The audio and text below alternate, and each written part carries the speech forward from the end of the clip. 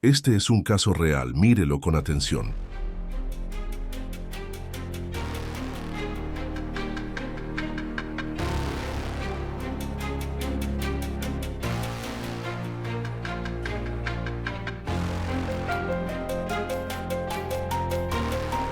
Aquí el entrenador ya está siendo atacado.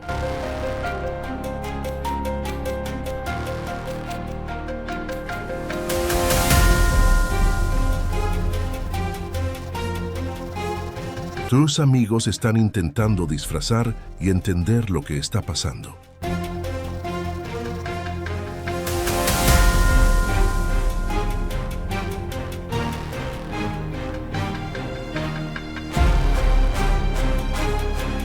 Este es otro caso en donde la orca intentó con todo su poder quitarle la vida a esta mujer.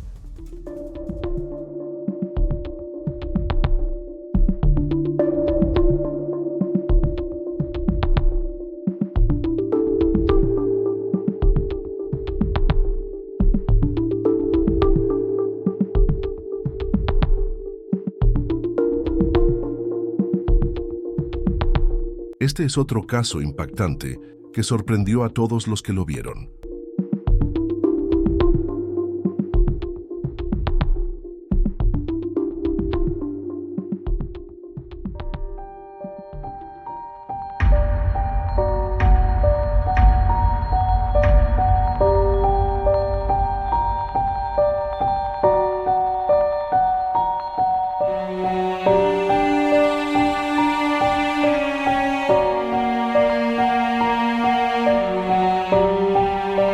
Aquí, el entrenador intenta escapar, pero la orca lo agarra por la pierna y lo arrastra hacia abajo.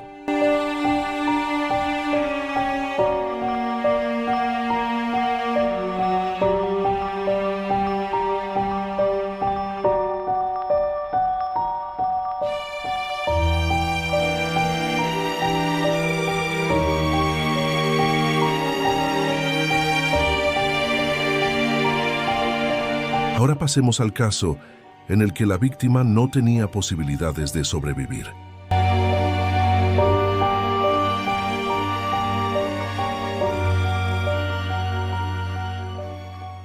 El sol brillaba intensamente sobre Ocean Haven Marine Park aquel fatídico día. Las gradas rebosaban de visitantes emocionados, familias enteras con niños que sostenían algodones de azúcar y esperaban con impaciencia el comienzo del espectáculo estelar. El ambiente festivo se mezclaba con la brisa marina, mientras los altavoces anunciaban la inminente aparición de Jessica Radcliffe y Mayo, la pareja más aclamada del parque. Jessica había nacido para esto. Hija de un biólogo marino especializado en cetáceos, creció junto al Pacífico, absorbiendo la pasión de su padre por estos majestuosos mamíferos marinos. Desde pequeña, acompañaba a su progenitor en sus viajes de investigación, observando con asombro cómo estudiaba delfines y ballenas en su hábitat natural. Su fascinación se intensificó tras asistir a su primer espectáculo de orcas en Ocean Haven, un parque inspirado en el éxito de SeaWorld que rápidamente ganaba popularidad cerca de Monterrey, California. Aquel primer encuentro con las orcas marcó su destino. A sus ojos infantiles, el poder y la gracia de estos gigantes del océano resultaban hipnóticos. La sincronía entre los entrenadores y aquellas criaturas masivas le parecía mágica, una danza perfecta entre especies. Desde ese momento, Jessica tuvo claro su camino. Se convertiría en entrenadora de orcas. Con apenas 19 años, Jessica comenzó a trabajar en Ocean Haven como interna mientras cursaba sus estudios de biología marina. Su dedicación y talento natural la distinguieron rápidamente del resto. Había algo especial en ella, una mezcla de respeto profundo y confianza inquebrantable que parecía comunicar a los animales. En solo un año, consiguió un puesto permanente en el equipo de entrenadores, una hazaña poco común para alguien tan joven. A los 21 años, Jessica había logrado lo que pocos de su edad podían siquiera imaginar. Se convirtió en la entrenadora principal de Mayo, la orca más grande y popular de Ocean Haven. Con 22 pies de longitud y casi 12,000 libras de peso, Mayo era la pieza central de los espectáculos semanales que atraían a miles de visitantes. La conexión entre Jessica y Mayo resultaba extraordinaria. con muchos colegas señalando su vínculo único. Es como si se comunicaran sin palabras, comentaba a menudo Mark Daniels, otro entrenador veterano. He trabajado con orcas durante 15 años y nunca he visto nada parecido. Mientras otros entrenadores encontraban a Mayo desafiante y a veces impredecible, Jessica parecía extraer lo mejor de él. Su presencia transmitía calma al animal, y Mayo respondía a sus comandos con una precisión casi sobrenatural. Esta habilidad aparente para manejar al enorme cetáceo llevó a la dirección del parque a decidir que Jessica liderara todos los espectáculos que involucraran a Mayo, a pesar de las preocupaciones planteadas por otros miembros del personal. Sin embargo, inquietantes señales comenzaron a surgir en los meses previos a la tragedia. Mayo empezó a exhibir comportamientos erráticos, incluyendo agresividad creciente durante las sesiones de alimentación, rechazo a realizar comandos establecidos y golpes de cola contra las paredes del tanque. En una ocasión particularmente alarmante, Mayo se abalanzó sobre un entrenador durante la alimentación, forzándolo a retroceder bruscamente del tanque. Deberíamos reconsiderar el programa de espectáculos, sugirió Elena Vázquez, veterinaria del parque, tras este incidente. Mayo muestra signos de estrés que no podemos ignorar, pero la administración, presionada por los ingresos que generaban los espectáculos de orcas, decidió continuar. Y lo más preocupante, con Jessica, Mayo seguía comportándose con normalidad, respondiendo a sus comandos con precisión y manteniendo una aparente docilidad que contrastaba con su comportamiento hacia los demás. Esta dicotomía reforzó la creencia en una conexión especial entre ambos, un vínculo que parecía trascender los patrones habituales de entrenamiento. El día del espectáculo principal, Ocean Haven estaba abarrotado. Era pleno verano, y la Sinna, temporada alta, significaba gradas llenas y expectativas elevadas. Los visitantes habían pagado precios considerables para presenciar el famoso acto de Jessica y Mayo. Niños y adultos aguardaban impacientes, sus rostros iluminados por la anticipación de lo que consideraban un encuentro mágico entre humano y animal. La voz del presentador resonó por los altavoces, presentando a Jessica y Malo entre aplausos ensordecedores. Jessica apareció en Minimum Center, la plataforma con una confianza que desmentía sus años, dedicando una brillante sonrisa al público antes de hacer la señal para que Mayo comenzara. Su figura esbelta, enfundada en el traje negro y azul con el logo de Ocean Haven, contrastaba dramáticamente con la imponente presencia de Malo cuando éste emergió a la superficie. El espectáculo comenzó sin contratiempos. La enorme aleta dorsal de Mayo cortaba el agua mientras realizaba cada movimiento con precisión, siguiendo las órdenes de Jessica sin vacilación. La multitud estalló en aplausos cuando Mayo ejecutó un impresionante salto, lanzando su enorme cuerpo fuera del agua y cayendo de nuevo en un espectacular chapuzón que empapó las primeras filas. Los niños chillaban de emoción mientras olas de agua llegaban hasta el público, y los padres se unían al aplauso, cautivados por la conexión visible entre Jessica y la majestuosa orca.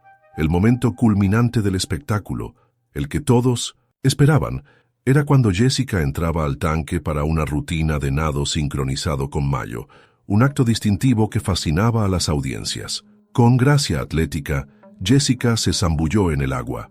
Mayo circuló a su alrededor en lo que parecía una manera juguetona, su enorme cuerpo negro y blanco contrastando con la pequeña figura humana. Pero entonces, en un instante que quedará grabado en la memoria de cientos de testigos, todo cambió. Sin advertencia previa, Mayo se abalanzó, cerrando sus poderosas mandíbulas alrededor del torso superior de Jessica. El impacto fue instantáneo y feroz, sacándole el aire de los pulmones. Jadeos y gritos estallaron entre el público mientras observaban a Mayo zarandearla en el agua. Los entrenadores en la plataforma reaccionaron inmediatamente. Las señales de emergencia se activaron y se desplegaron técnicas de distracción. Lanzaron boyas, cuerdas e incluso pescado al tanque, intentando desesperadamente desviar la atención de Malo lejos de Jessica. Dos entrenadores se prepararon para entrar al agua con pértigas para intentar un rescate, pero la ferocidad de los movimientos de Mayo hacía imposible intervenir de manera segura. Jessica permaneció sumergida durante más de un minuto, mientras Mayo se retorcía y agitaba su inmensa fuerza, no dejándole ninguna posibilidad de escape. Las poderosas mandíbulas de la orca causaron lesiones internas catastróficas, incluyendo costillas fracturadas, un pulmón perforado y trauma masivo en su pecho. La sangre enturbiaba el agua, mientras el cuerpo inerte de Jessica finalmente era liberado, flotando hacia la superficie. Los buzos de rescate sacaron a Jessica del tanque en cuestión de segundos, pero el daño era demasiado severo. Los intentos de reanimarla en el borde de la piscina fracasaron, y fue declarada muerta en el lugar. Sus lesiones se confirmaron posteriormente como trauma severo por fuerza contundente y ahogamiento. Mientras la horrible escena se desarrollaba, el personal trabajó frenéticamente para evacuar al público. Gritos angustiados resonaban por las gradas mientras los padres protegían a sus hijos de la visión macabra. Muchos jóvenes visitantes, algunos aferrándose a recuerdos del espectáculo, quedaron visiblemente traumatizados. Varias familias se apresuraron a salir del estadio, mientras otras permanecían inmóviles por el shock, incapaces de procesar la tragedia que acababan de presenciar. La muerte de Jessica envió ondas de choque a través de Ocean Haven y la industria de parques marinos en general. Era ampliamente reconocida como una de las entrenadoras más hábiles y compasivas del parque, con un vínculo incomparable con Mayo. Su muerte dejó a muchos cuestionando cómo pudo ocurrir semejante tragedia, especialmente con alguien que mantenía la relación más estrecha con la orca. ¿Fue simplemente un caso donde los instintos salvajes de Mayo tomaron el control, o hubo señales de advertencia que el parque no supo interpretar correctamente? Colegas y visitantes lloraron a Jessica como una entrenadora dedicada cuya vida giraba en torno a su amor por los animales marinos. Su familia realizó un servicio memorial privado cerca del océano, donde recordaron su pasión, su valentía y su devoción hacia Mayo. Pero su muerte también desencadenó indignación y debate. ¿Podría Ocean Haven haber hecho más para prevenir esto? ¿Debería haberse tomado más en serio el comportamiento errático previo de Mayo? Y lo más importante, ¿deberían las orcas estar siquiera en cautiverio? La investigación posterior reveló que Mayo había mostrado signos de estrés durante meses, documentados por el personal veterinario, pero minimizados por la administración preocupada por los ingresos. Los registros internos mostraban recomendaciones ignoradas de reducir la frecuencia de los espectáculos y aumentar los periodos de descanso para Mayo. Tras el incidente, Ocean Haven Marine Park cerró sus puertas permanentemente.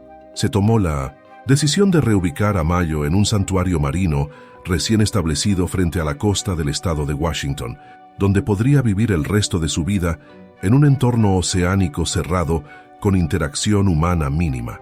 Aunque nunca podría reemplazar la inmensidad del océano abierto, el santuario brindaba a Mayo la oportunidad de vivir de manera más natural, lejos de las presiones de actuar. La trágica pérdida de Jessica abrió los ojos de muchos sobre los peligros de trabajar con orcas en cautiverio. Su historia se convirtió en un poderoso catalizador para el debate sobre el bienestar animal y la ética de los espectáculos con mamíferos marinos. Organizaciones de derechos de los animales utilizaron el caso como ejemplo de por qué las orcas no deberían mantenerse en tanques para entretenimiento humano. Hoy una pequeña placa conmemorativa cerca del antiguo Ocean Haven recuerda a Jessica Radcliffe. La inscripción es simple pero poderosa. Amó a los gigantes del océano hasta el final. Para quienes conocen su historia, es un recordatorio sombrío de los límites de nuestra comprensión de estos magníficos depredadores y el alto precio que a veces se paga cuando creemos que podemos domesticar lo salvaje. Las luces de SeaWorld Orlando se habían apagado, dejando el enorme complejo sumido en un silencio poco habitual. Durante el día, el bullicio de familias, risas y exclamaciones de asombro llenaban cada rincón. Ahora, bajo el tenue resplandor de la luna, solo se escuchaba el suave chapoteo del agua en los tanques, donde descansaban los residentes más famosos del parque. En el recinto más grande nadaba Tilikum, una orca de 12,000 libras y más de 22 pies de longitud, conocido por su imponente tamaño y sus característicos patrones blanco y negro. Tilikum no era un animal cualquiera. Su presencia imponente y su mirada penetrante sugerían un poder salvaje apenas contenido bajo la superficie. Los entrenadores lo respetaban y temían a partes iguales. No era para menos. Su historia incluía incidentes previos que habían levantado dudas sobre la seguridad de mantenerlo en cautiverio. Pero esa noche, mientras el gigantesco mamífero marino se deslizaba por las aguas de su recinto, no eran los entrenadores quienes representaban un peligro para él, sino un visitante inesperado cuya fascinación se convertiría en una sentencia. Mortal Daniel Dukes, un joven de 27 años, era un enigma incluso para quienes le conocían. Con un historial turbulento marcado por el abuso de drogas y una serie de arrestos por delitos menores como allanamiento, robo y posesión de sustancias ilícitas, su vida parecía una continua contradicción. Algunos vecinos lo describían como un alma gentil, alguien que alimentaba a personas sin hogar y cuidaba de la fauna silvestre. Otros, sin embargo, veían a un hombre que luchaba contra profundos problemas personales. Lo que nadie podía negar era su tendencia a comportamientos impulsivos y erráticos. Un episodio particularmente revelador había ocurrido tiempo atrás, cuando irrumpió en la casa de Richard Garriott, creador del famoso videojuego Ultima, por el que Dukes sentía una obsesión aparentemente irracional. En lugar de huir cuando Garriott disparó un tiro de advertencia, Dukes, en un comportamiento bizarro, se dirigió al dormitorio, se desvistió y se metió en la cama de Garriott antes de ser arrestado por la policía. En los días previos a su encuentro fatal con Tilikum, Dukes había sido arrestado nuevamente y, según testigos, mostraba un comportamiento extraño durante su visita a SeaWorld. A diferencia de la mayoría de los visitantes que veían a las orcas como meros espectáculos, Dukes parecía contemplarlas como seres espirituales, una idea que finalmente lo llevaría demasiado cerca del peligro. Aquel día, Daniel Dukes entró en SeaWorld como cualquier otro visitante, mezclándose sin problemas entre la multitud. Deambuló por el parque observando las atracciones, pero resultaba evidente que una en particular lo cautivaba más que ninguna otra. Desde las gradas que daban al tanque de las orcas, su mirada permanecía fija en Tilikum. Mientras otros visitantes iban y venían charlando y tomando fotos, Daniel se quedaba allí, observando al enorme cetáceo con una intensidad que lo distinguía del resto. A medida que el día llegaba a su fin y la multitud comenzaba a dispersarse, el comportamiento de Daniel adquirió una determinación inusual. A pesar de las barreras y las prominentes señales de advertencia alrededor de los recintos, no mostraba intención alguna de marcharse. Ya fuera impulsado por un anhelo de libertad o por una creencia equivocada en forjar una conexión más profunda con la orca, su resolución era inquebrantable. Cuando las puertas del parque finalmente cerraron y los últimos visitantes salieron, Daniel permaneció escondido, solo con sus pensamientos y su propósito. Con el parque ahora envuelto en oscuridad, hizo su movimiento. El una vez vibrante SeaWorld, ahora inquietantemente desierto, se había transformado en una extensión silenciosa y sombría. Esquivando la seguridad sin ser detectado, navegó por el recinto con cuidada determinación. A medida que se acercaba al tanque de Tilikum, el camino se volvía más oscuro, iluminado apenas por tenues luces superiores. El tanque se alzaba frente a él, un enorme abismo sombrío. Los únicos sonidos eran el bajo zumbido de la maquinaria y el suave chapoteo del agua contra las paredes del tanque. Una calma engañosa antes de los acontecimientos que pronto se desarrollarían. De pie al borde, Dukes se desvistió quedándose solo en shorts. El aire nocturno era fresco contra su piel, pero no mostró vacilación. Con una respiración profunda, trepó la barrera y se deslizó en el agua. La superficie ondulaba brevemente antes de calmarse, sin dejar más que silencio. Sin que Dukes lo supiera, Tilikum distaba mucho de estar dormido. Bajo el agua, la orca se agitó, alertada por la perturbación. Años de cautiverio habían mermado su conexión con lo salvaje, pero sus instintos permanecían intactos. Su cuerpo masivo se movía con gracia por el agua, sus ojos oscuros fijos en la figura que flotaba arriba. Al principio, Dukes flotaba con calma, sus movimientos cautelosos mientras se adaptaba al agua fría. El tanque parecía más grande de lo que se veía desde fuera, con las profundidades extendiéndose hacia una inquietante oscuridad. Pero mientras derivaba, Una sombra emergió debajo de él. La presencia de Tilikum era inmensa, su cuerpo cortando el agua con silenciosa precisión. Dukes probablemente no fue consciente del peligro hasta que fue demasiado tarde. El ataque fue rápido. Tilikum surgió hacia arriba como un tren de carga, embistiendo a Dukes con una fuerza aplastante. El impacto le quebró las costillas, dejándole aturdido e indefenso contra 12.000 libras de potencia bruta. La supervivencia era imposible. Mientras el agua estallaba en un frenesí caótico, las mandíbulas de Tilikum se cerraron sobre Dukes en un lugar inesperado, su escroto. Con un agarre poderoso, la orca lo arrastró bajo la superficie, llevándolo más profundo en el tanque. El agua se agitó violentamente, mientras Tilikum se sacudía, sus movimientos una escalofriante combinación de instinto y agresión. En cuestión de momentos, el agua volvió a calmarse. El cuerpo de Dukes flotaba sin vida, mientras Tilikum circulaba debajo de él, empujando la figura como si intentara dar sentido a lo ocurrido. La mañana siguiente trajo el descubrimiento macabro. Los entrenadores que llegaban para los preparativos del día encontraron la escena horrorosa. Flotando en el tanque estaba el cuerpo maltrecho de Daniel Dukes, sus heridas severas e inconfundibles. Era evidente que había encontrado un final violento. Las inmensas mandíbulas de la orca habían dejado profundas heridas, y las evidencias apuntaban a un ataque de fuerza abrumadora. La noticia se extendió rápidamente, dejando al público en estado de shock. Las preguntas giraban en torno a cómo Dukes había logrado evadir la seguridad y por qué había entrado al tanque en primer lugar. Los investigadores reconstruyeron sus acciones, descubriendo una mezcla de curiosidad errante y peligrosa que lo había llevado al recinto. El papel de Tilikum en el incidente reavivó una tormenta de debate. Este no era el primer fallecimiento asociado con la orca. Su historial incluía otros incidentes que habían suscitado preocupaciones sobre su cautiverio. Críticos argumentaban que años de confinamiento habían fomentado la agresividad en el animal, convirtiendo a un depredador una vez majestuoso en una bomba de tiempo. Para SeaWorld, la tragedia fue una pesadilla de relaciones públicas.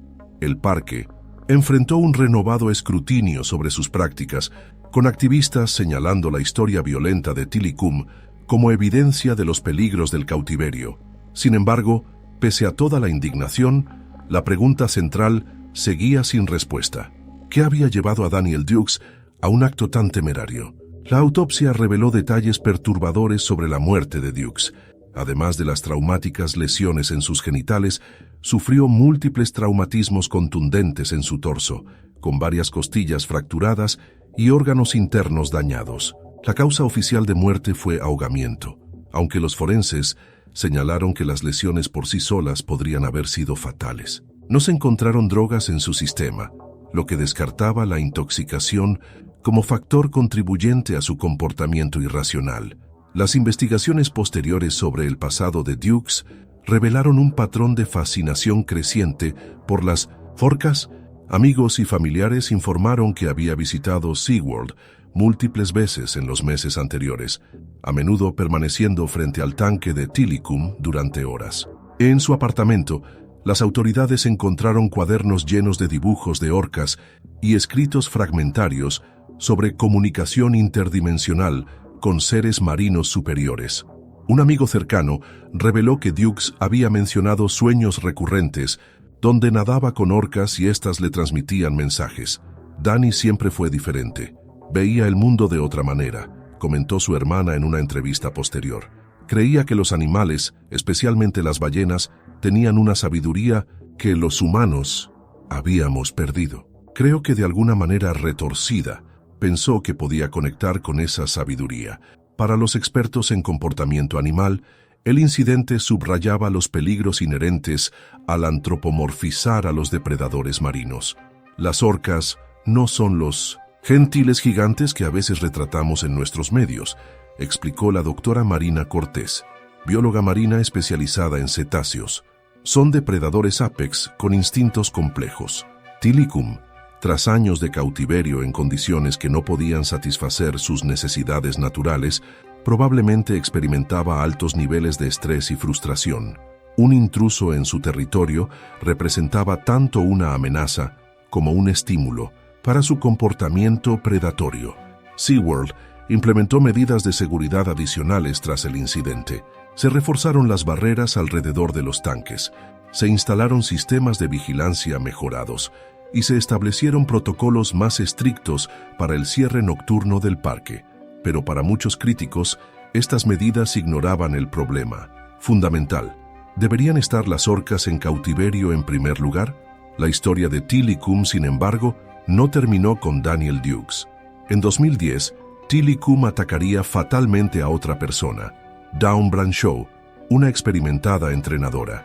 Este tercer incidente, sumado a los anteriores, finalmente provocó un cambio fundamental en cómo SeaWorld operaba sus espectáculos de orcas y llevó a la decisión eventual de terminar su programa de reproducción. Pero mientras las aguas del tanque de Tilikum se calmaban tras aquella noche fatídica, permanecía una pregunta inquietante. ¿Quién era realmente la víctima en esta historia trágica? ¿Daniel Dukes, un hombre posiblemente perturbado cuyas creencias lo llevaron a una muerte horrible? ¿O Tilikum, arrancado de su hábitat natural y confinado en un espacio que nunca podría replicar la vastedad del océano? Los horrores de aquella noche sirven como un sombrío recordatorio. La verdadera tragedia del cautiverio comienza mucho antes de los ataques. Empieza cuando estas majestuosas criaturas son extraídas de la naturaleza y forzadas a vidas de exhibición, lejos de su mundo natural. Las consecuencias de este cautiverio a menudo permanecen invisibles, pero pueden ser devastadoras para todos los involucrados. Cada año, millones de personas visitan parques marinos en todo el mundo, maravillándose ante el tamaño y la inteligencia de las orcas. Pocos conocen la historia completa de Tilikum y Daniel Dukes, un sombrío capítulo que subraya los riesgos inherentes cuando los humanos creen que pueden controlar lo incontrolable. La naturaleza, con toda su belleza y peligro, demanda respeto, y a veces, como en aquella noche silenciosa en SeaWorld Orlando, el precio de olvidar esa verdad fundamental resulta ser la vida misma. La costa de la Columbia Británica se agitaba. Bajo un cielo gris perla aquella mañana de 1965, los pescadores locales habían salido temprano, como de costumbre, para aprovechar la abundante temporada de salmón. Entre ellos se encontraba William Lobby, un curtido hombre de mar cuyas manos encallecidas delataban décadas de trabajo en estas frías aguas del Pacífico Norte. Lo que Lobby no podía imaginar es que aquel día no sería recordado por la cantidad de salmones capturados, sino por el hallazgo que cambiaría para siempre la relación entre los humanos y las orcas. Al revisar sus enormes redes rebosantes de salmón plateado, Lobby notó algo inusual, una perturbación más violenta de lo que un simple banco de peces podría causar. Al acercarse, su corazón dio un vuelco. Atrapado en la red, luchando desesperadamente, se encontraba un joven ejemplar de orca. El animal, de un brillante blanco y negro, emitía sonidos que parecían casi lamentos mientras intentaba liberarse de la trampa accidental. La noticia corrió como la pólvora por el pequeño pueblo pesquero de Namu, y pronto la orilla se llenó de curiosos que nunca habían visto tan de cerca a uno de estos depredadores marinos. En aquella época, las orcas eran ampliamente temidas, conocidas coloquialmente como ballenas asesinas, una reputación alimentada por décadas de historias de marineros y la ignorancia general sobre estos inteligentes cetáceos. Entre los que recibieron la noticia se encontraba Ted Griffin, propietario del acuario marino de Seattle, un hombre de visión comercial aguda y fascinación genuina por la vida marina. Griffin vio en este incidente no una tragedia, sino una oportunidad sin precedentes. Rápidamente se desplazó hasta Columbia Británica y ofreció a Lobby una suma considerable por la orca capturada. El trato se cerró y así comenzó la travesía, de Namu hacia el cautiverio. Un viaje que marcaría el primer capítulo de una compleja y controversial historia sobre los mamíferos marinos en cautividad. El traslado de Namu a Seattle fue en sí mismo una hazaña logística considerable. Griffin diseñó un inmenso corral flotante, una especie de jaula marina que podía ser remolcada lentamente por el océano. Durante semanas, esta extraña procesión avanzó por las aguas del Pacífico, atrayendo la atención de embarcaciones que se desviaban de su ruta para contemplar al magnífico animal. Lo más sorprendente para Griffin fue notar que, en varias ocasiones, otras orcas seguían a distancia el corral, como si escoltaran a su compañero capturado. Investigaciones posteriores confirmarían lo que entonces era apenas una sospecha. Las orcas mantienen fuertes vínculos familiares y sociales a lo largo de toda su vida. Namu pertenecía al grupo conocido como C1, parte de la comunidad residente septentrional de orcas que había prosperado durante siglos en el Pacífico noroeste. Estos animales vivían en estructuras sociales complejas llamadas pods, grupos familiares, liderados por hembras matriarcales, donde el conocimiento se transmitía de generación en generación. Al ser arrancado de su pod, Namu no solo perdía su libertad, sino toda su estructura social y el apoyo de su familia. La llegada de Namu a Seattle en julio de 1965 provocó una sensación sin precedentes. Miles de personas hacían cola diariamente para echar un vistazo al primer espécimen vivo de orca, en exhibición pública en Estados Unidos. El Acuario Marino de Seattle, un modesto establecimiento en el Muelle 56, se convirtió de la noche a la mañana en una atracción turística de primer nivel. La prensa nacional cubrió extensamente la historia, y Namu se convirtió en una celebridad instantánea. Lo que hizo a Namu verdaderamente especial no fue solo su estatus como primera orca en cautiverio, sino la relación única que desarrolló con Griffin. Contrariamente a la reputación feroz de estos animales, Namu mostró una curiosidad y una tolerancia hacia su captor que desconcertó a los expertos. Apenas unas semanas después de su llegada, ocurrió algo que nadie había anticipado. Ted, Griffin, llevado por un impulso temerario, entró al agua con Namu. Lejos de atacarle, la orca permitió que Griffin nadara junto a ella, incluso dejando que éste se agarrara a su aleta dorsal para ser remolcado por el recinto. Las imágenes de Griffin nadando con Namu dieron la vuelta al mundo, desafiando todo lo que se creía saber sobre estos temidos depredadores. De repente, la ballena asesina se transformaba en los ojos del público en un gigante gentil, un animal inteligente capaz de formar vínculos con los humanos. Esta metamorfosis en la percepción pública tuvo consecuencias de largo alcance, tanto positivas como profundamente problemáticas. Por un lado, la nueva imagen de las orcas ayudó a despertar un interés genuino por su protección y estudio. Por otro lado, sentó las bases para una industria de entretenimiento que vería a estos complejos cetáceos como meros artistas de circo, desencadenando décadas de sufrimiento para cientos de orcas capturadas subsecuentemente. La vida diaria de Namu en Seattle estaba lejos de ser ideal.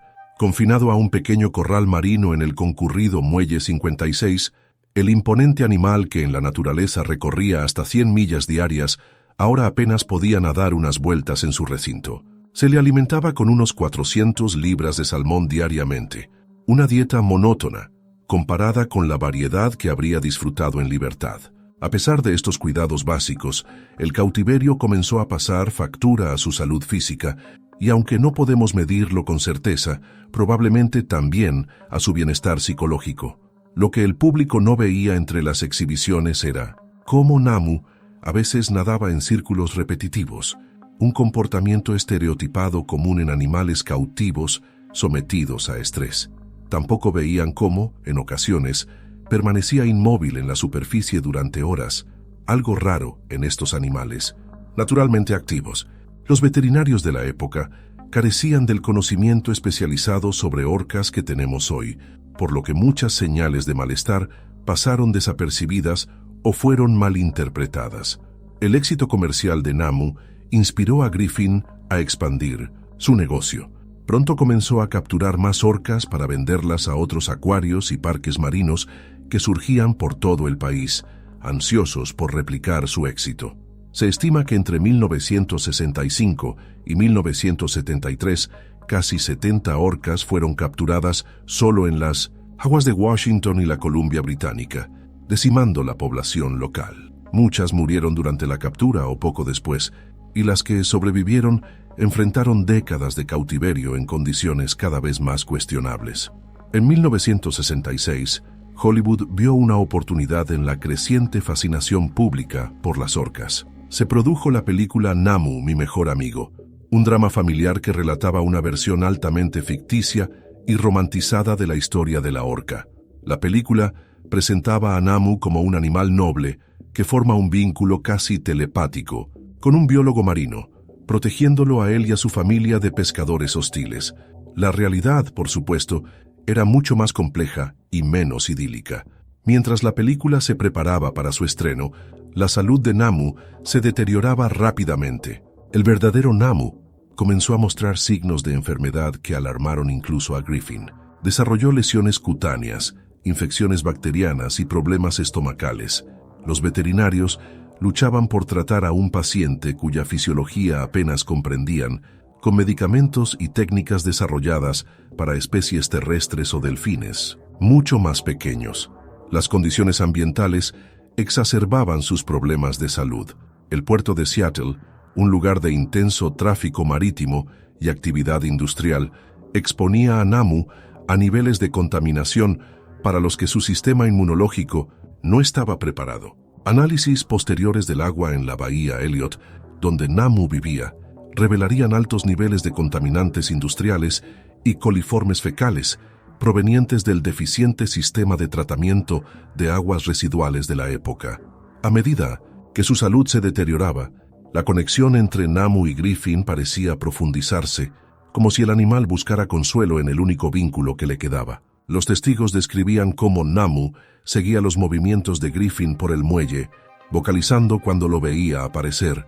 Esta relación, tan publicitada como única, alimentó aún más la idea romántica de que las orcas y los humanos podían coexistir armoniosamente en cautividad, ignorando las evidentes señales de sufrimiento. En julio de 1966, apenas un año después de su captura, Namu murió repentinamente. El examen post-mortem reveló una combinación letal de problemas: una infección bacteriana generalizada, úlceras estomacales y un sistema inmunológico gravemente comprometido. Los científicos actuales, revisando los informes de la época, señalan que Namu probablemente sucumbió a una combinación de estrés crónico, exposición a patógenos a los que jamás habría estado expuesto en la naturaleza, y la incapacidad de su cuerpo para adaptarse a un entorno radicalmente distinto, al océano abierto. La muerte de Namu coincidió casi exactamente con el estreno de Namu, mi mejor amigo. Mientras las salas de cine se llenaban de familias que disfrutaban de la historia ficticia de amistad interespecies, el verdadero Namu yacía examinado sobre una mesa de necropsia. Su cuerpo, testimonio silencioso de un experimento fallido en 1900. Cautividad. El duelo público tras la muerte de Namu fue inmenso. Miles lloraron la pérdida de la orca que había transformado su percepción de estos animales. Sin embargo, su muerte también encendió las primeras chispas de un debate más amplio sobre la ética de mantener a las orcas en cautividad. Algunos comenzaron a cuestionar si la breve vida de alegría que Namu había proporcionado al público justificaba el sufrimiento evidente que había experimentado. Para Ted Griffin, la muerte de Namu fue devastadora tanto emocional como profesionalmente. Si bien había visto a la orca principalmente como una oportunidad de negocio al principio, desarrolló un vínculo genuino con el animal durante su año juntos. En entrevistas posteriores, Griffin confesaría sentimientos encontrados sobre su papel en la captura de Namu y las subsiguientes orcas que ayudó a capturar. Comencé creyendo que estaba haciendo un servicio, mostrando al mundo la magnificencia de estos animales, diría años después. No me di cuenta hasta mucho más tarde del daño que estábamos causando.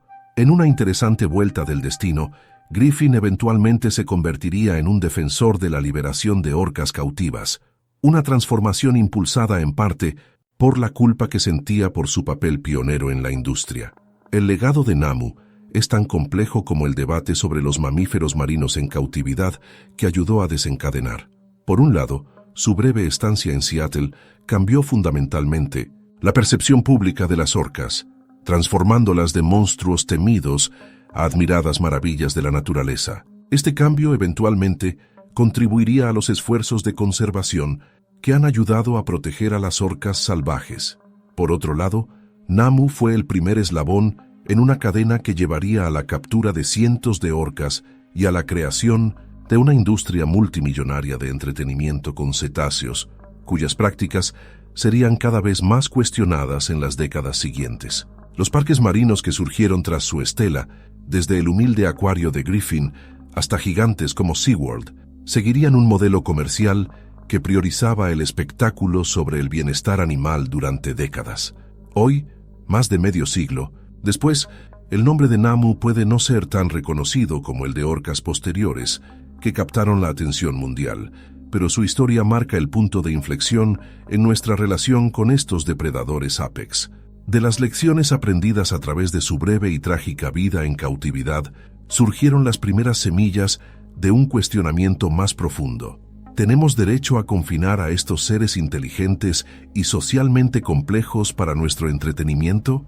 La respuesta a esa pregunta sigue evolucionando, pero el caso de Namu nos recuerda que detrás de cada show espectacular, de cada salto y chapoteo que deleita a los niños en las primeras filas, existe una historia más compleja sobre nuestros intentos de domesticar lo salvaje y las consecuencias imprevistas que esos intentos pueden acarrear. Las frías aguas de Islandia ocultaban una vida marina vibrante, incluyendo majestuosos pods de orcas que habían navegado estas costas durante generaciones. Entre ellos nadaba una joven orca, cuyo destino estaría marcado por una extraordinaria odisea que conmovería al mundo entero. Nacido aproximadamente el 24 de septiembre de 1976 en la libertad del Atlántico Norte, esta cría disfrutaba de los primeros años de vida en la seguridad de su familia, aprendiendo las complejas estructuras sociales y técnicas de caza que definen la existencia de estos sofisticados depredadores marinos. La vida de esta joven orca cambió drásticamente en 1979, cuando apenas contaba con 3 años de edad. Un ballenero llamado Joe Gunnarsson y su equipo, trabajando para una compañía ballenera, localizaron al pod al que pertenecía.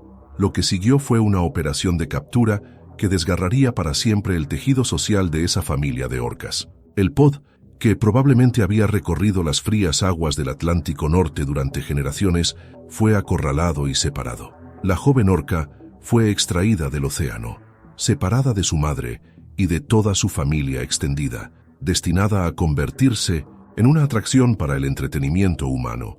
Esta pequeña orca recibió inicialmente el nombre de Siggy, pero más tarde sería conocido como Ku y finalmente como Keiko, el nombre japonés que significa afortunado y con el que el mundo lo conocería. Un nombre que resultaba irónicamente inadecuado para los primeros años de su vida en cautividad. Los primeros años de Keiko en cautiverio fueron profundamente angustiosos.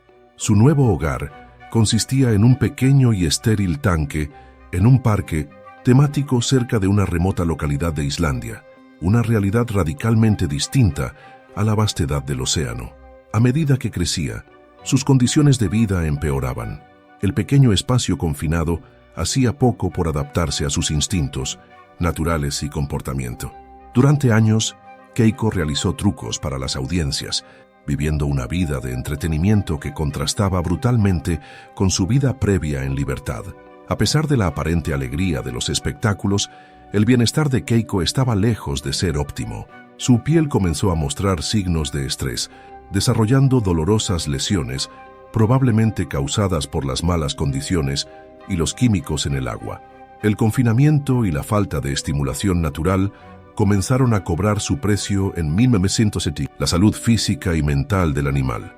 En 1982, después de su estancia en Islandia, Keiko fue vendido a Marineland en Ontario, Canadá.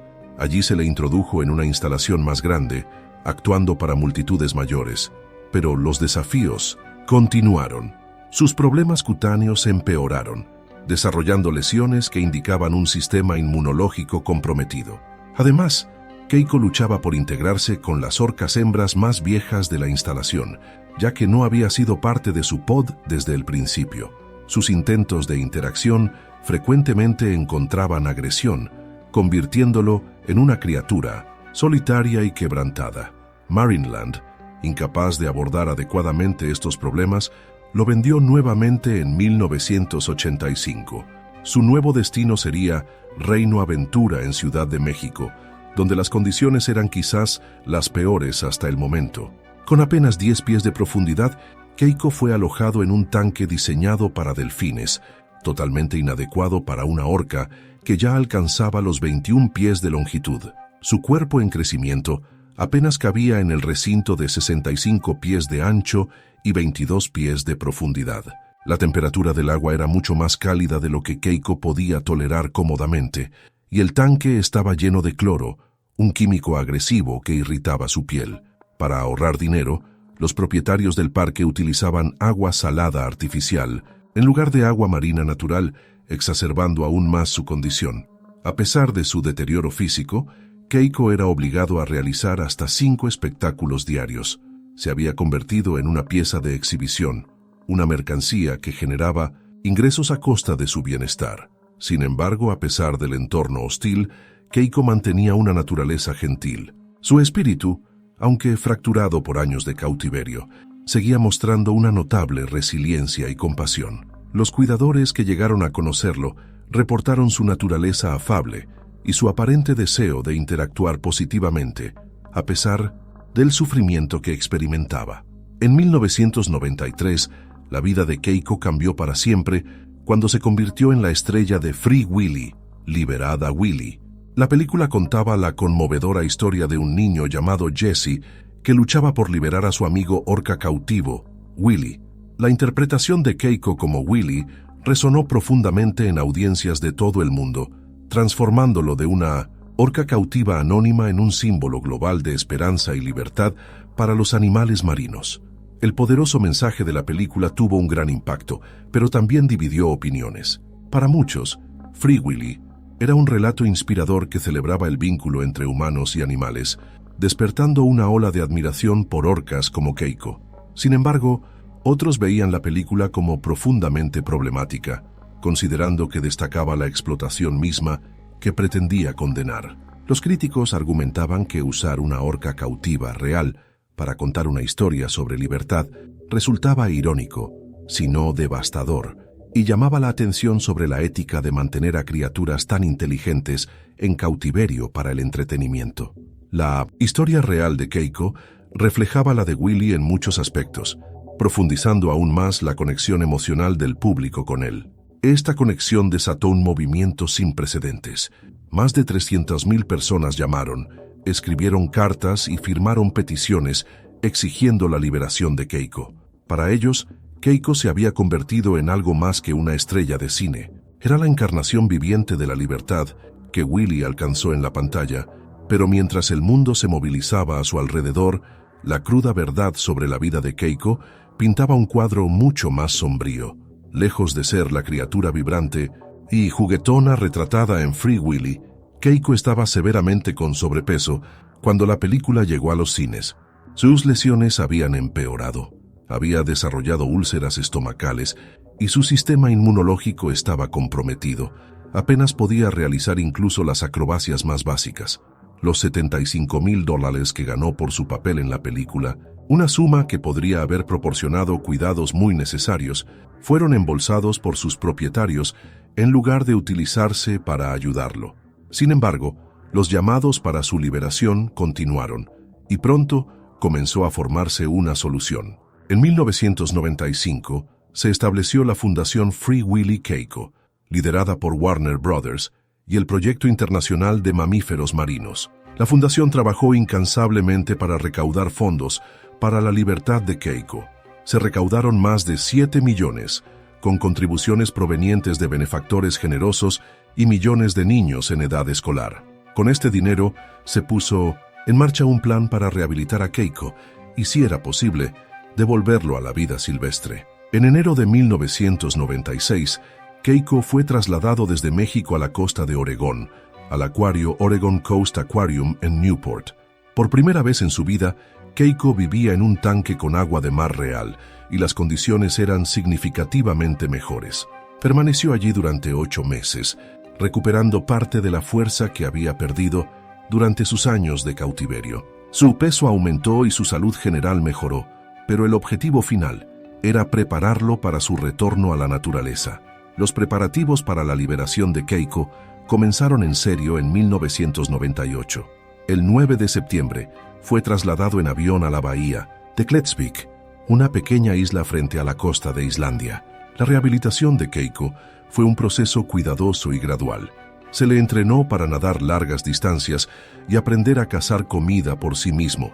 Se le colocó un transmisor satelital y comenzaron nados supervisados en el océano abierto. Keiko estaba aprendiendo a convertirse en la orca que una vez fue, reconectando con sus instintos naturales. Después de 17 largos años en cautiverio, Keiko estaba listo para el océano. En el verano de 2002, llegó el momento que todos habían esperado. Keiko fue liberado en la naturaleza frente a la costa de Islandia. Fue un evento histórico, la primera vez que una orca cautiva era devuelta al océano abierto. Inicialmente, Keiko nadó libremente en las aguas abiertas, siendo avistado en la bahía durante días, pero a medida que pasaban las semanas, ocurrió algo inesperado. Keiko, a pesar de su recién encontrada libertad, seguía buscando compañía humana. Permanecía cerca de la bahía, a menudo interactuando con personas. Aunque a veces nadaba con orcas salvajes, nunca se integró completamente con ellas. Los expertos debatieron las razones de este comportamiento. Algunos sugirieron que los años en cautiverio habían dañado irremediablemente su capacidad para funcionar como una orca silvestre. Keiko había sido capturado siendo muy joven y nunca había aprendido las habilidades sociales y de supervivencia esenciales que normalmente se transmiten dentro del pod. Otros argumentaron que su exposición prolongada a los humanos había creado una dependencia que era difícil de romper. Durante varios meses, Keiko navegó por el Atlántico Norte, seguido por científicos que monitoreaban su progreso a través del transmisor satelital. A veces se aventuraba lejos de la bahía, pero invariablemente regresaba a áreas con presencia humana. La esperanza era que eventualmente encontrara un pod de orcas salvajes que lo aceptara, permitiéndole reintegrarse completamente a la vida oceánica. El equipo de cuidadores y científicos mantuvo su compromiso de proporcionar a Keiko la oportunidad de elegir su propio camino, ya sea que eso significara una vida completamente salvaje o una forma de semilibertad con interacción humana ocasional. Para muchos involucrados en el proyecto, cualquier vida fuera de un tanque de concreto representaba una mejora significativa para una orca que había pasado la mayor parte de su existencia en cautiverio. En diciembre de 2003, Keiko, que entonces tenía 27 años, fue encontrado nadando en la bahía de Taknes en Noruega. Los científicos notaron que su salud había comenzado a deteriorarse nuevamente. A pesar de los intensos esfuerzos veterinarios, Keiko desarrolló neumonía, una infección pulmonar que resultó ser fatal. El 12 de diciembre de 2003, rodeado por sus cuidadores, Keiko sucumbió a la enfermedad. Su fallecimiento marcó el final de una larga y compleja travesía que había comenzado con esperanza, pero que en última instancia resultó demasiado para él. La vida y muerte de Keiko provocó intensos debates en la comunidad de conservación marina y entre los defensores de los derechos de los animales. Para algunos, su historia representaba un noble esfuerzo que, a pesar de su desenlace, había ofrecido a Keiko una dignidad que le había sido negada durante décadas. Para otros, el proyecto entero había sido mal concebido, argumentando que las orcas capturadas jóvenes y mantenidas en cautiverio durante tanto tiempo tienen pocas posibilidades de readaptarse a la vida salvaje.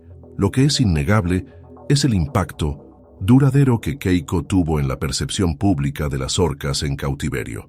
Su historia, amplificada por el éxito de Free Willy, llevó el debate sobre el bienestar de los mamíferos marinos a millones de hogares en todo el mundo. Las imágenes del deteriorado Keiko en su tanque de México, comparadas con las de la orca nadando libremente en las aguas de Islandia, ofrecieron un poderoso testimonio visual del costo del cautiverio. En los años posteriores a la muerte de Keiko, varios parques marinos comenzaron a enfrentar un escrutinio creciente. El documental Blackfish de 2013, que examinó la cautividad de orcas centrándose en Tilikum, otra orca con una historia trágica, amplificó aún más las preocupaciones que la historia de Keiko había planteado inicialmente. La presión pública eventualmente llevó a SeaWorld a anunciar en 2016 el fin de su programa de reproducción de orcas, señalando el comienzo del fin de una era en el entretenimiento con cetáceos. El legado de Keiko es complejo. No fue simplemente una historia de éxito o fracaso, sino un hito en nuestra evolución cultural, en la forma en que vemos a los animales inteligentes y sociales como las orcas.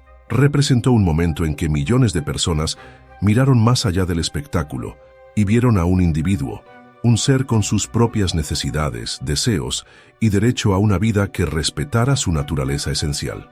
Hoy, la bahía de Klettsvik, donde Keiko pasó sus últimos años de rehabilitación, es un sitio de peregrinaje para defensores de los derechos de los animales. El proyecto Keiko, con todos sus desafíos y controversias, estableció un precedente y un marco para futuros esfuerzos de rehabilitación y liberación.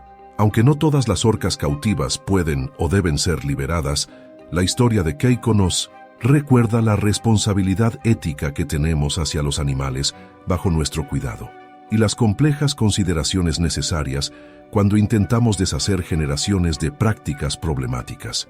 En las aguas frías de Noruega, donde Keiko encontró su descanso final, su espíritu de alguna manera perdura, un símbolo de nuestra capacidad para reconocer errores pasados y esforzarnos, aunque imperfectamente, por un futuro más compasivo y ético en nuestra relación con otras especies inteligentes que comparten nuestro planeta. El agua cristalina de los enormes tanques refleja las luces artificiales, creando un espectáculo de destellos que hipnotiza a los visitantes. Bajo esta superficie aparentemente tranquila, late una controversia que ha crecido durante décadas y que ha llegado a cuestionar los fundamentos mismos de nuestra relación con algunas de las criaturas más inteligentes del planeta, las orcas, en cautiverio. Los incidentes trágicos que han ocurrido a lo largo de los años no son meros accidentes aislados, sino síntomas de un problema mucho más profundo que nos obliga a examinar las implicaciones éticas de mantener a estos depredadores apex en espacios confinados para nuestro entretenimiento. Cada historia, Jessica Radcliffe, Daniel Dukes, Namu, Keiko, representa una faceta diferente de esta compleja problemática, hilos distintos que, cuando se entrelazan, revelan un tapiz inquietante sobre el costo real del cautiverio. La ciencia moderna ha transformado radicalmente nuestra comprensión de las orcas. Lejos de ser simples ballenas asesinas, como solíamos llamarlas, las investigaciones de las últimas décadas han revelado que estos cetáceos poseen una de las estructuras cerebrales más complejas del reino animal. Su neocórtex, la región asociada con el pensamiento consciente y las emociones, es excepcionalmente desarrollado. Los estudios en poblaciones salvajes muestran que poseen dialectos vocales específicos de cada grupo, transmisión cultural de conocimientos, estrategias de caza sofisticadas que se enseñan a través de generaciones y vínculos sociales que duran toda la vida. Cuando extraemos una orca de su entorno natural, no solo estamos tomando un animal individual, estamos arrancando un miembro de una compleja red social, un ser cuya identidad está profundamente entrelazada con su familia y cultura, explica la doctora Martha Cowan, bióloga marina que ha estudiado poblaciones de orcas del Pacífico durante más de 20 años. Es comparable a aislar a un humano desde la infancia, privándolo de lenguaje, cultura y conexión social. Esta desconexión forzada se manifiesta en comportamientos anormales en cautiverio.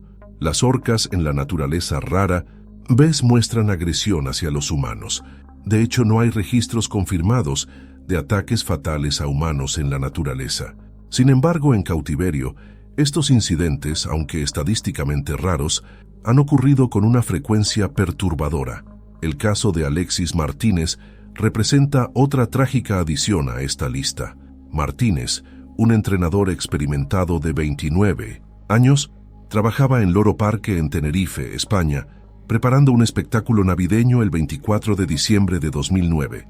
Durante una sesión de entrenamiento con Keto, una orca macho de 14 años, algo salió terriblemente mal. Lo que comenzó como una rutina normal se convirtió en tragedia cuando Keto embistió a Martínez.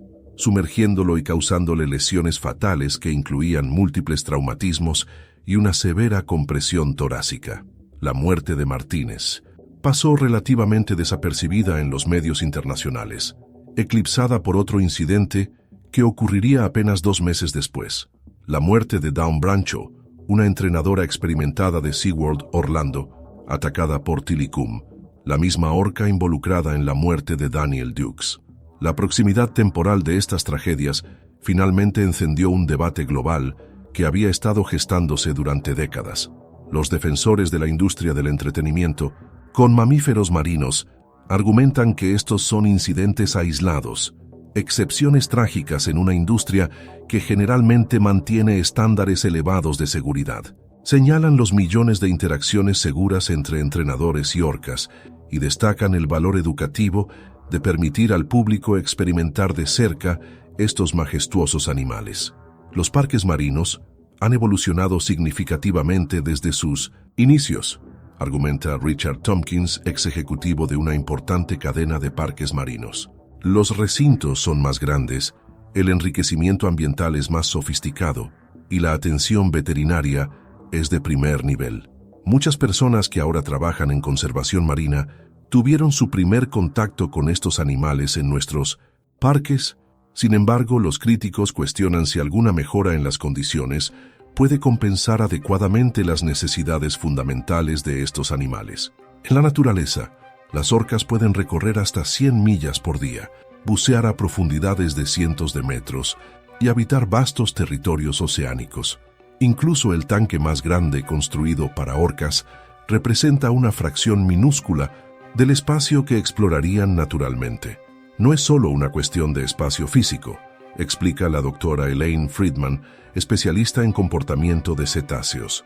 Es la privación sensorial. El océano es un entorno rico y dinámico, lleno de estímulos acústicos, visuales y táctiles. Reemplazar eso con paredes de concreto y un puñado de juguetes es como mantener a un humano en un armario con solo un rompecabezas para entretenimiento. Esta privación se manifiesta en signos físicos y comportamentales de estrés. Las orcas, en cautiverio frecuentemente, desarrollan aletas dorsales colapsadas, un fenómeno raro en la naturaleza, pero común en cautiverio, posiblemente relacionado con la deshidratación, la reducción de actividad física y la constante exposición al sol, sin la protección de aguas más profundas.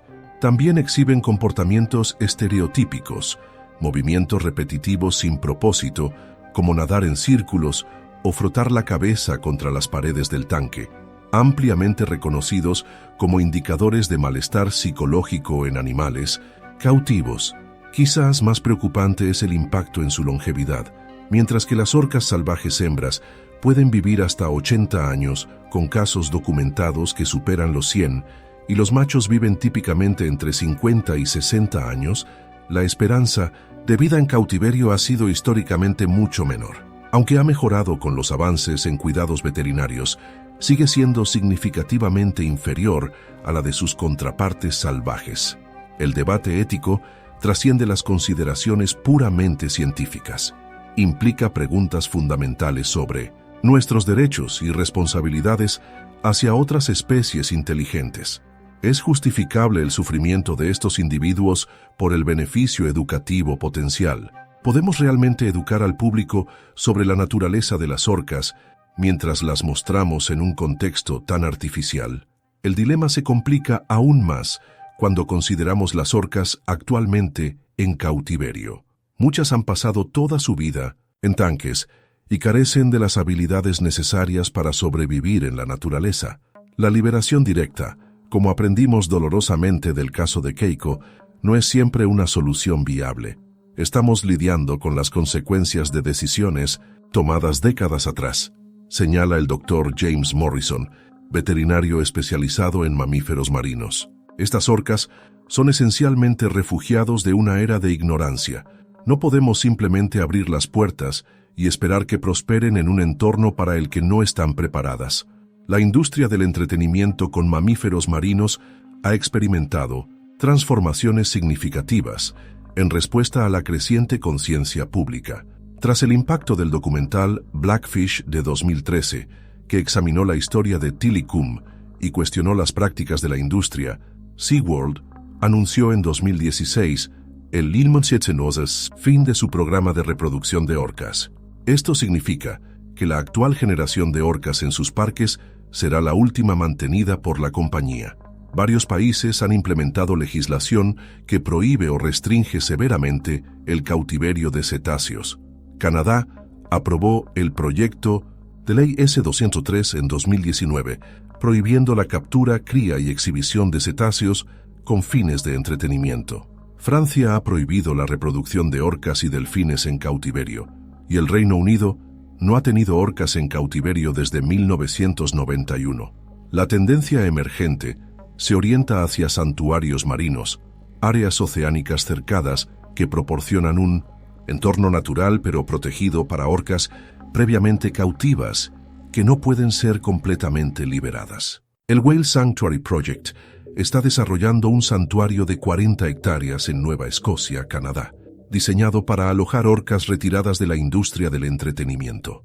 Los santuarios representan un compromiso ético, explica la doctora Elena Reyes, bióloga conservacionista. Reconocen que no podemos deshacer completamente el daño causado por el cautiverio, pero podemos ofrecer a estos individuos una calidad de vida significativamente mejorada en un entorno más natural. La historia de nuestras complejas interacciones con las orcas cautivas es también un reflejo de nuestra evolución ética como sociedad. Los mismos parques que una vez capturaban orcas salvajes ahora financian investigación conservacionista. Los entrenadores que alguna vez montaron sobre las aletas dorsales de las orcas ahora abogan por mejores condiciones y el fin eventual de la exhibición de orcas. Es una narrativa de ignorancia y arrogancia, transformándose gradualmente, aunque dolorosamente, en respeto y humildad. La tragedia de Alexis Martínez, como las de Jessica Ratcliffe, Daniel Dukes y otras figuras en 1901, esta historia sombría no debe ser en vano. Cada incidente ha revelado otro aspecto de una verdad incómoda, que quizás hay límites fundamentales a nuestra capacidad para contener y controlar lo salvaje sin consecuencias adversas, tanto para los animales como para nosotros mismos. A medida que los últimos capítulos de la era de las orcas en cautiverio se escriben, emerge una lección poderosa sobre nuestra relación con el mundo natural. La verdadera conexión no siempre requiere proximidad física o control. A veces, el mayor respeto que podemos mostrar por la majestuosidad de una especie es experimentarla en sus propios términos, desde la distancia, en su hábitat natural, viviendo según sus propias reglas. Los avances tecnológicos nos permiten estudiar y observar orcas salvajes con un nivel de detalle inimaginable hace unas décadas. Las cámaras subacuáticas de alta definición, los drones, los hidrófonos y el seguimiento por satélite nos proporcionan ventanas a sus vidas sin la intrusión física del cautiverio. Documentales y transmisiones en vivo pueden traer la belleza y complejidad de las orcas a audiencias globales, sin extraer un solo individuo del océano. Para muchos investigadores y conservacionistas, este es el futuro de nuestra relación con estas inteligentes criaturas, una basada en observación respetuosa más que en confinamiento, en apreciación más que en apropiación. Cuando vemos una orca en la naturaleza, estamos viendo al animal completo, no solo físicamente intacto, sino culturalmente y socialmente completo, expresando comportamientos desarrollados durante millones de años de evolución, reflexiona. El doctor Carlos Menéndez, que ha estudiado pods de orcas frente a las costas de Argentina durante 3 décadas. Esa experiencia, incluso si es breve o distante, es infinitamente más educativa que observar el comportamiento alterado de un individuo aislado en cautiverio.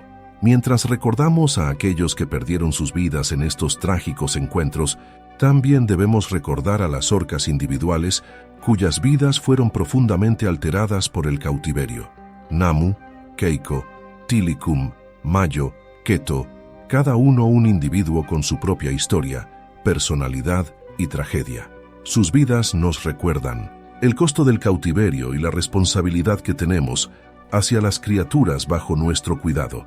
La historia no terminará con Alexis Martínez, como no terminó con Jessica Radcliffe, pero cada capítulo nos acerca a una nueva forma de relacionarnos con estos poderosos embajadores del océano, una basada en el respeto por su autonomía y la maravilla que inspiran cuando los vemos en su verdadero hogar, el vasto e ilimitado mar.